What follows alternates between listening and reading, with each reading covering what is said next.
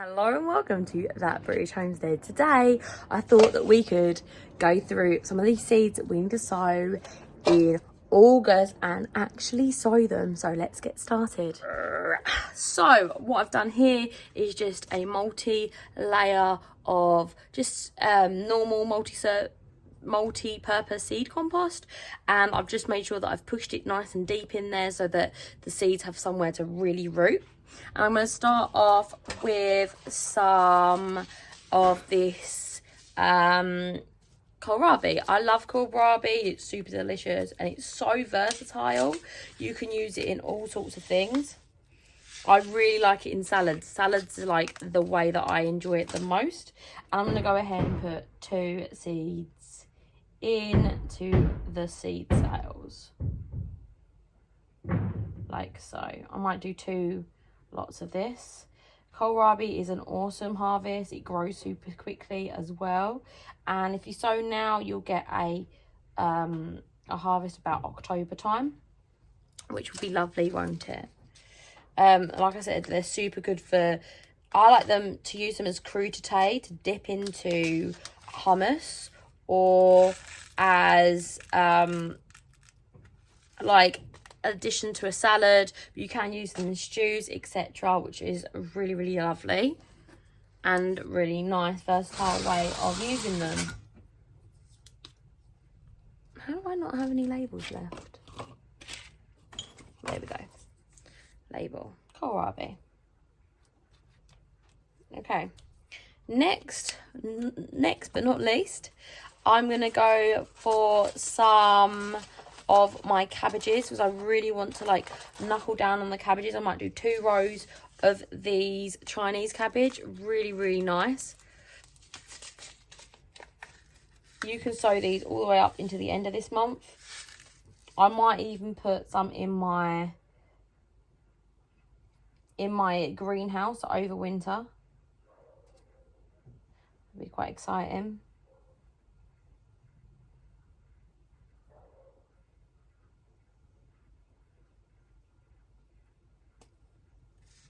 There we go.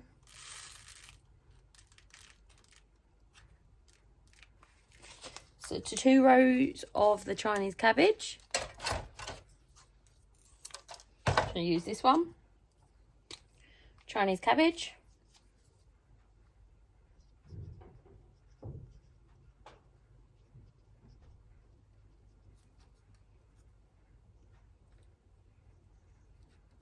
Lovely. Right, so next on the old list-a-rooney is, I was going to say real cabbage, but you know what I mean, actual spring cabbage. This is called Imperial. It is a lovely cabbage that I've bought off of Amazon, and I'm probably going to do 3 lots of this because I've absolutely loved the cabbage this year, and to be honest, it's been a saver of a harvest for us on the basis that we haven't had that many cool crops, although I've just done an absolute mega harvest of beans, which was really cool.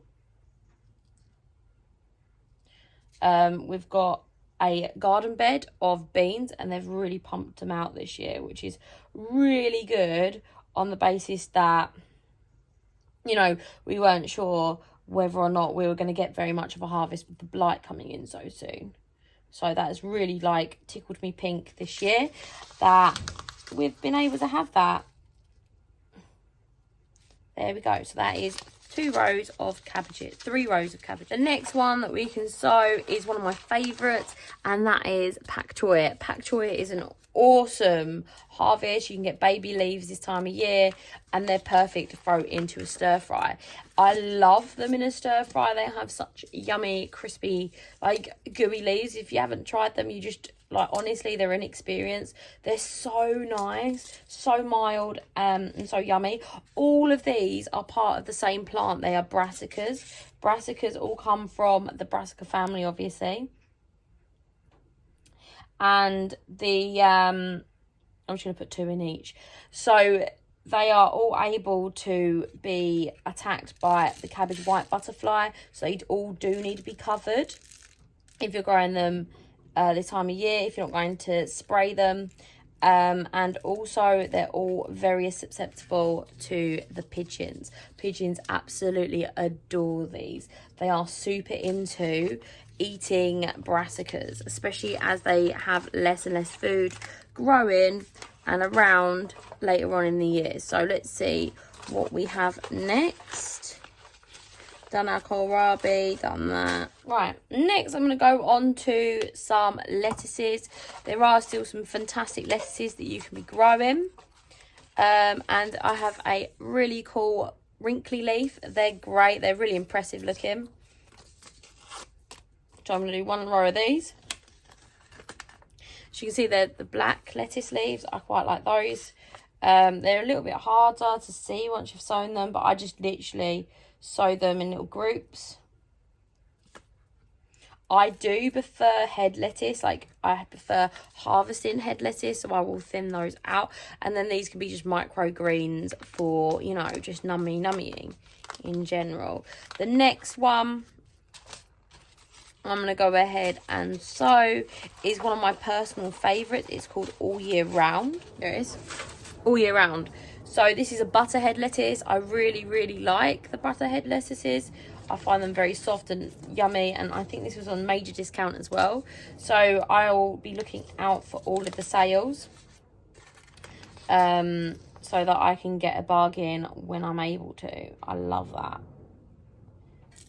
So we are actually forecasted rain this afternoon, so I'm not going to water these in. I'm going to let the rain do it for me. So I think it's really important to keep on harvesting and producing seedlings right up until like literally the end of the possible season, on the basis that this is going to produce a lot of really nutritious food as we go into winter and for that hungry gap after winter has been done. So it's really important that we continue to have this and to be able to have wonderful harvests all the way up into after winter time. I really enjoy having fresh greens and things like that, and they are really important to you. And I really like making things like kimchi, etc., which are really nutritious and a great way of keeping cabbages and things like that. So I'm going to go ahead and make sure that I have enough to sort of overlay the hungry gap. I do have a ton of seedlings as well that I need to kind of like boot out into the allotment, so I'm probably going to go ahead and put a load of those into the ground today, which is really exciting. And it is actually good weather today. We've had absolutely horrific rain, which is very good for the garden, but it does mean that I have not been going out into the allotment as much as possible, because I think, well, what's the point of going out and getting absolutely drenched when you can just go the next day? You see what I mean? So I did go down yesterday. I was such a disaster, so I went down yesterday. I forgot the memory card, I've got the stand, I've got everything, but I did do a load of harvesting, and honestly we have so much jam to be making. So this is going to be super exciting. I can't wait to get that in the process of being made.